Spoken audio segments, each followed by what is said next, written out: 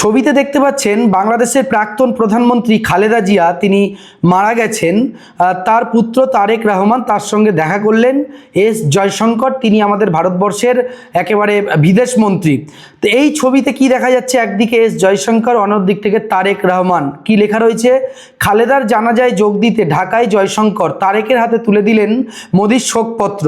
এখান থেকে ভক্তদের কিছু শেখার রয়েছে।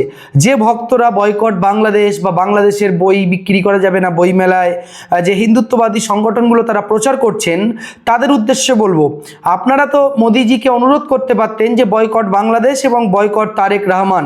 কিন্তু কি দেখলাম আমরা, যে একেবারে বায়ুসেনার, দেখুন একেবারে বায়ুসেনার বিশেষ বিমানে ঢাকায় পৌঁছলেন এস জয়শঙ্কর।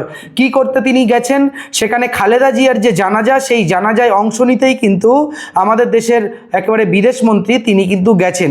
অর্থাৎ বাংলাদেশে কোনো হিন্দুদের ওপর অত্যাচার, নির্যাতন বা কোনো ঘটনা ঘটলে সেই অন্যায়ের বিরুদ্ধে আপনি প্রতিবাদ করুন, কিন্তু ভারত সরকার চাইছে বাংলাদেশ সরকারের সঙ্গে একটা সুসম্পর্ক বজায় রাখতে। এটাই স্বাভাবিক, কারণ বাংলাদেশ আমাদের প্রতিবেশী দেশ। সেখানে দাঁড়িয়ে শুভেন্দু অধিকারী কি বলল, বা কিছু হিন্দু সংগঠন বা গেরুয়াধারী কিছু লোকজন তারা রাস্তায় নেমে কি বলল, সেটা বড় কথা নয়।